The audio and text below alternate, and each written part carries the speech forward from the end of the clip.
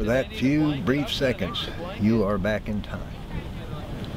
I know it sounds silly, but it does happen. It really does. You're so involved with it. You're so in tune with it. You've read about it. Now you're experiencing it. And just no greater feeling.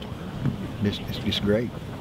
Some people in the reenacting community call it that golden moment or seeing the elephant.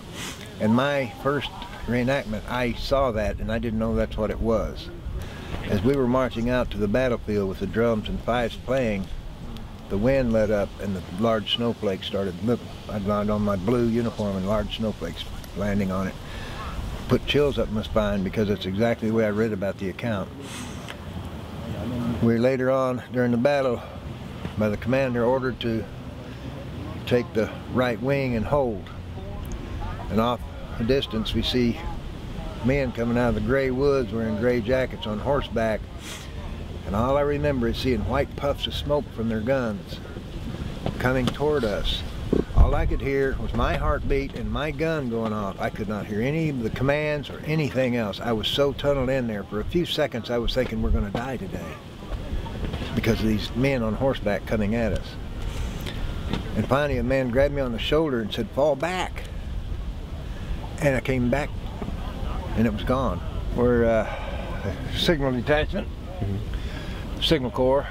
It's the birthplace of today's modern Signal Corps in the Army. My wife decided I needed to do more reading. She checked out a book in the library called Private Letters of Robert E. Lee to His Wife and Daughters. Very interesting reading. And from that I thought, these people were real and not just names in a book. They got feelings, they laugh, they cry. I'd like to know more about them. I work in the security department. I'm a supervisor on a shift. I'm a shift sergeant on a shift for security force at a nuclear power plant. I got interested in this when I was a kid during the centennial in 1961.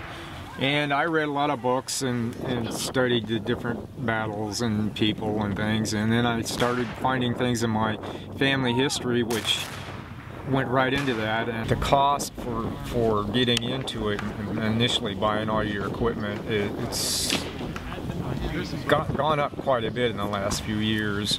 Like when I started, I bought a 1861 Springfield musket for, I believe it was $350, and now they're up around $800. And that's one of the most expensive things that you have to buy. I met a young man in a parking lot getting out of a vehicle that had an out-of-state tag. And I asked him, I says, "What brings you so far to want to come do this, you know?"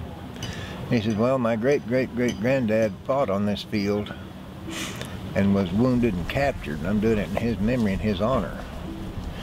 He said, I'd liken it to living history. And when I heard those two words, I said, that summed it up for me. That is nice.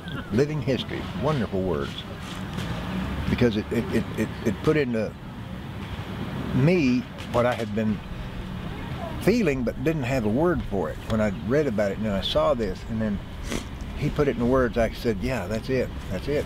And so I decided that's what I want to do. There are approximately 50,000 Civil War reenactors in the United States.